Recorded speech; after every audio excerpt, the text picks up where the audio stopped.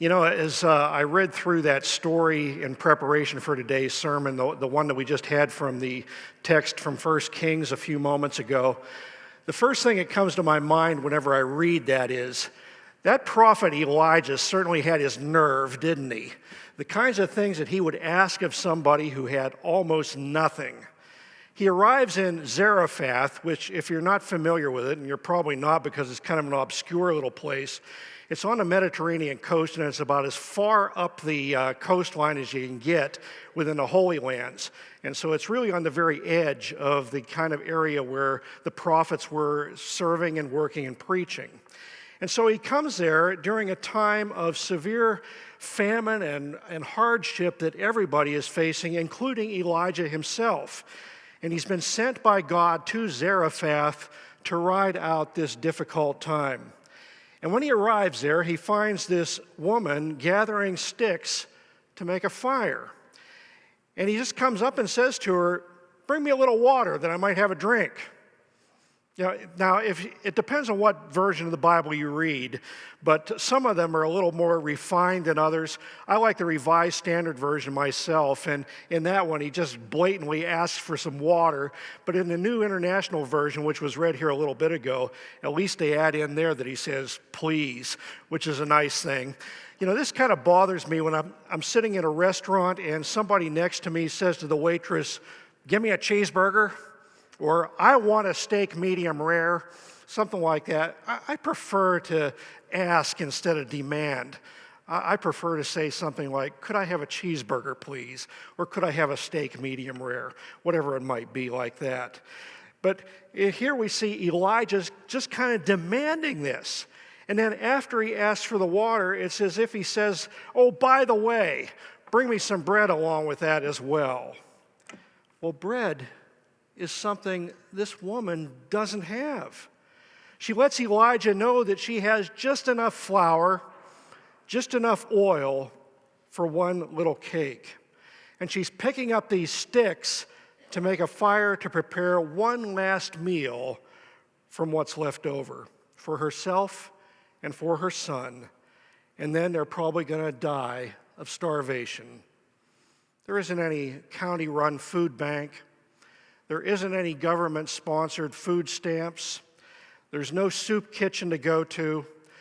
In that time, the only help that you had in a situation like that is if you had family members who were able to assist, but it appears she doesn't have anybody other than herself and her son, and so she's really in dire straits. So what does Elijah do? He tells her to take that handful of flour and that little measure of oil and make him a cake first, and then take care of her son and herself. Really? That's unimaginable as you read that for the first time. Her resources are at rock bottom.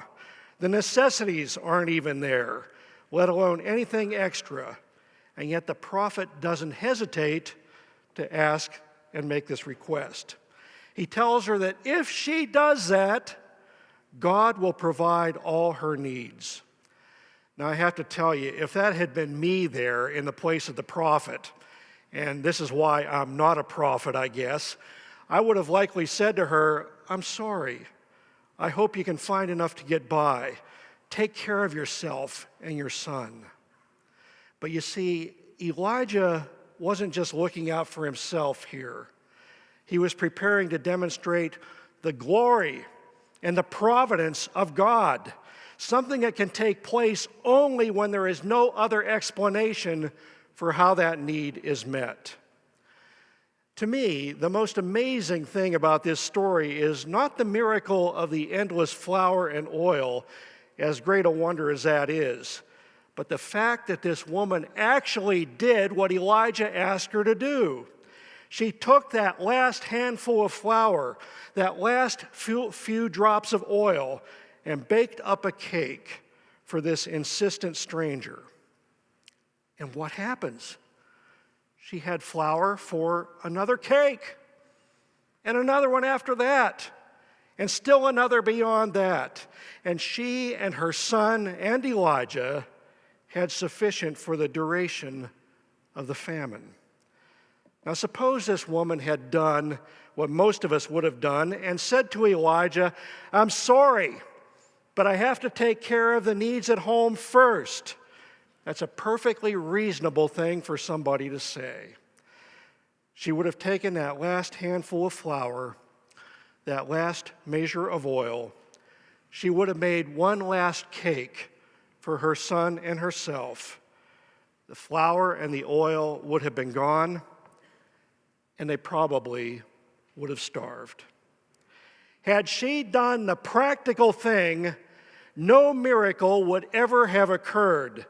But because she took the step of faith in a God she probably knew very little about, considering where she lived, she opened the door for something very exceptional to occur, and it did occur. Miracles such as this one are not reserved for people in the Bible.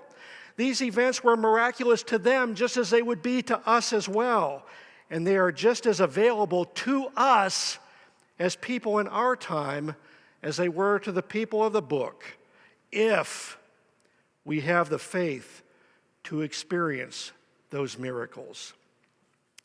In Malachi chapter 3, verse 10, God asks each of us for something similar to what Elijah asked the woman at the gate in Zarephath.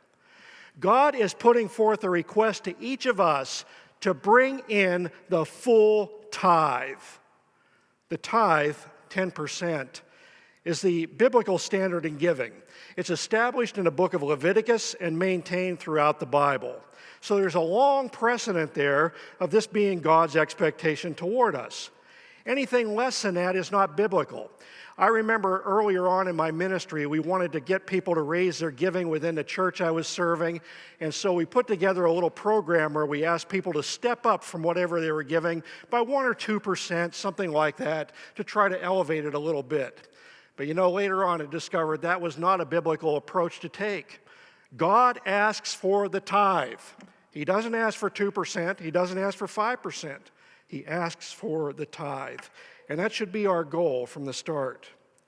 Even in the midst of economic uncertainty, God's word to us is, bring in the full tithe. Yet 21% of Christians give zero to support the work of God through the church. 71% of Christians give less than 2% to support God's work. Now you may say, I can't do that. I can't do the tithe. There are things I need for my home and my family. Groceries are getting expensive. The car needs new tires or brakes or some other repair. The kids need new shoes. The furnace is on the fritz. All kinds of things that we need to watch out for and take care of that come up even unexpectedly. But most of us go out to dinner more than occasionally. We take vacations to nice places. We buy things for the house. We spoil the grandkids because we are blessed to have them. And so we say, I can't do it. And nobody blames us because we all deal with the realities of life. But Proverbs 3, 9, and 10 says, honor God with the first fruits of all you produce. Then your barns will be filled with plenty, and your vats will be bursting with wine. I'm looking at that apple there. I didn't have breakfast this morning, and looks pretty good. It's nice and shiny, and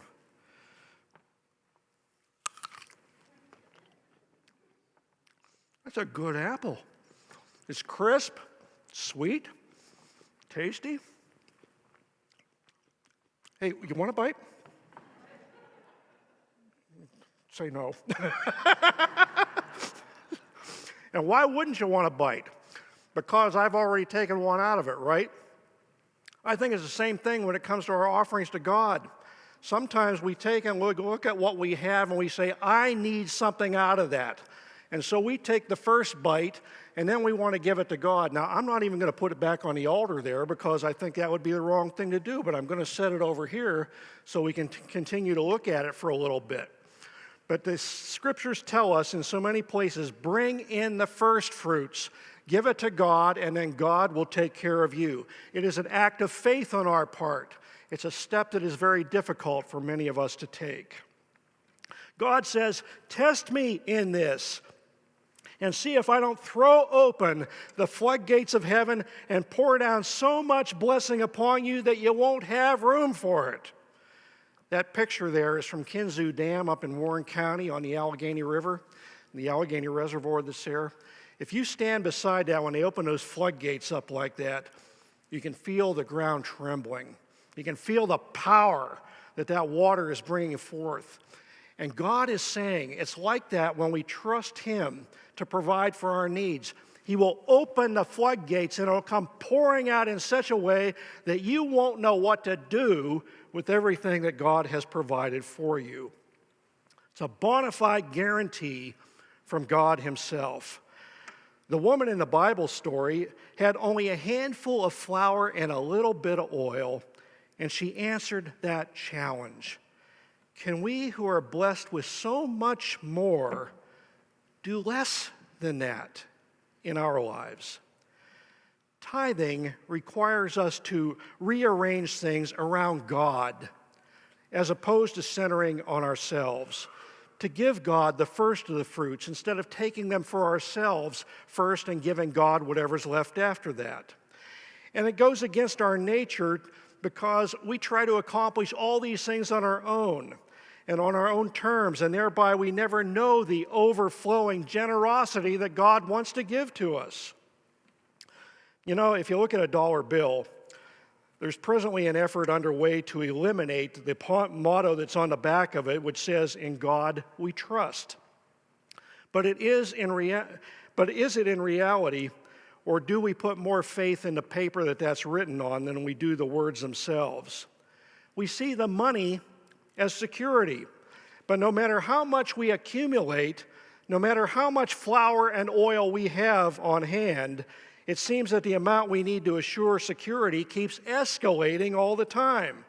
What once sounded like enough gets reevaluated once we attain it, and we decide we need a little bit more than that. When we see the money as a source of our security, we are elated when the market goes up, and we grow fearful and depressed when it tanks. So there's no lasting security when we look at the role that money plays. Recently, the Powerball crested $1 billion. Billion with a B. Well, who would want that, I wondered. You know, I certainly wouldn't buy a ticket for something like that. I don't do that anyway because I just have a thing about gambling. But as far as it goes, why would I want $1 billion? Can you imagine the headaches that would bring into your life? The people that you never knew that came out of the woodwork and needed your assistance? The administrative problems you would have taking care of all those kinds of things? It would be an atrocious thing. It would turn your life totally upside down. I wouldn't want that to happen in my life, but many people did want it to happen, and so they bought the tickets. And studies show that despite the vast winnings that people get from some of these things, nearly 70% of big winners are broke within 7 years. How elusive is that kind of security in our lives? You would think that a few $1 million would hold you over nicely for a lifetime, but apparently there is no guarantee of that either. Now, I've been talking up to this point about tithing, mostly about people that are in modest or marginal levels of income. But the message is for persons of all economic strata. Craig Goschel writes in a book entitled The Christian Atheist. Isn't that an interesting title? The Christian Atheist. You know, you're a Christian, but what do you really believe? What do you really practice? He says in there that wealth can put a person at a spiritual disadvantage. And in Deuteronomy 8, God's word to the people entering the promised land reflects exactly that concern. Beware, lest you say in your heart, my power and the might of my hand have given me this wealth. You shall remember the Lord your God, for it is he who gives you power to get wealth, that he may confirm his covenant, which he swore to your fathers. God gives us the intellect, the skills, the knowledge, the opportunity to accomplish much in life. You may have accomplished a lot through those gifts that God has given to you, but you have accomplished that because God has provided those resources which you possess. And that is simply speaking about the material and economic aspects of our existence. More notably, we cannot purchase salvation. That has to be accomplished only through Christ on the cross of Calvary, something to which we are all indebted. We don't tithe in order to earn God's favor. We tithe because we want to respond to what God has already done for each of us. In Luke 12:48b, Jesus says, "Everyone to whom much is given, of him will much be required." In the story of the widow's mite in Luke 21, an impoverished woman dropped several small coins into the temple offering. It wasn't much in the way of monetary value, but to Jesus it was of great significance because it was given sacrificially. When we have a lot, we can sometimes give a lot, but still not experience the sacrificial nature of giving and the blessing that can provide for us. When we are capable of giving a lot, and do so with a grateful heart, recognizing God's blessings to us, we can make a powerful difference in the advancement of Christ's kingdom here on the earth. But it is indeed a step of faith for us to accomplish that. So, to answer the question of today's title, Why Tithe? Here are some thoughts, and they're listed at the bottom of those sermon notes for you on the bulletin this morning. The first of these is to worship and glorify God. An offering is not simply paying the bills. It is not paying our dues. It is an act of worship, saying that, God, you have blessed me in so many ways that I want to continue showing my trust to you, and I want to return this portion that it might carry out your work. And so it is an act of worship as we place our offering in the offering plate and dedicate it at the altar table. A second thing is it expresses our faith and trust in God, knowing that if I give this, God is going to care for my needs, that my needs are cared for by more than myself and my own abilities. And so it is an expression of trust and faith in God. A third thing is it provides resources for the advancement of Christ's kingdom. You might have picked one of these up last week. It talks about the mission outreach of Engamar Church. There are 24 different missions and ministries that are articulated in this particular publication. And that doesn't include a lot of the week-to-week things that we do here in the church, like Sunday school and youth fellowship and a lot of other things, small groups that were announced today, all of those. And you know, we are able to provide some of these things because we have the resources to be able to do that. But sometimes we require even more support to be able to maintain those programs and to expand them into other areas as well. We require the support of our congregation to be able to carry out those things. We heat the sanctuary in the wintertime. We cool it in the summer. We pay the salaries of staff members that make many of the programs possible for us. And so it takes money to operate a church and to carry out its mission and ministry. And so we can do that through our giving from week to week. Also, it is to respond to God because it's his expectation. Malachi chapter 3 that we had up there a few moments ago. God is telling us to bring in the full tithe. It is his expectation of us. And also, giving makes us like God. God gives us all things, and we in turn can be givers and give things to others around us and support the work of God's kingdom in the world. I'd like you to take just a moment to pick up that commitment or that connect card that you had there a few moments ago you filled out the front of. And there are a couple of things on the back I'd like you to think about today. One is, would you prayerfully consider committing to tithing your income, whatever level that might be at, for a period of just 2 months? If you're not doing that currently, would you just commit to it for 2 months to give it an opportunity to show you what a difference it can make in your personal life and what a difference it can make in the life of our church. It can touch both of those areas in very dramatic ways if we give it the opportunity to do that. And so I'd like you to consider that for a moment before we receive these in the offering plate. Also, I'd like to ask if you would strive to place your trust in God for your needs from day to day. That would include not panicking and losing sleep when the Dow drops 350 points on Monday and it does it again on Tuesday. It can be very disconcerting. But if we commit ourselves to really trusting in God for our needs, those things are going to come and they're going to go, and we're going to feel a sense of stability through those times. As you consider those things on the commitment card, just a word of personal testimony as we wrap things up today. I didn't always tithe my income. My excuse back in my earlier youth was I was paying my way through college and I was paying my way through seminary. And I'm thinking, hey, seminary, religion, they go together. So I was considering that part of my tithe at that time. I don't think that was really the appropriate thing to do, but that was my justification at that point in time in my life. But Christine and I, when we got married, decided that we were going to commit to tithing, even though we had very little. I was making $6,000 a year as a student pastor at a church down in the South Hills, and Christine was working as a waitress at Sweet Williams in Pleasant Hills. You can imagine that our bank account wasn't all that fat at that period of time. But we decided that we wanted to tithe right from the start of our marriage together, because we learned early on that you can't take care of everything else and then write a check for church on Sunday because there's not going to be anything left. And so what we found to be the answer for us was to make our offering our first priority.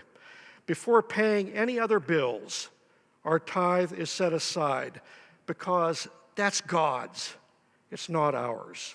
And when we do that, the rest of it is taken care of, as Norma so beautifully demonstrated in her testimony this morning. I can promise that that is true because I've experienced that in my life, and so have others who have put their trust in God as well. I can't explain the widow's endless flour and oil, and I can't explain how giving more actually provides you with more, but I know that it does. And I invite you to experience that blessing in your life as well.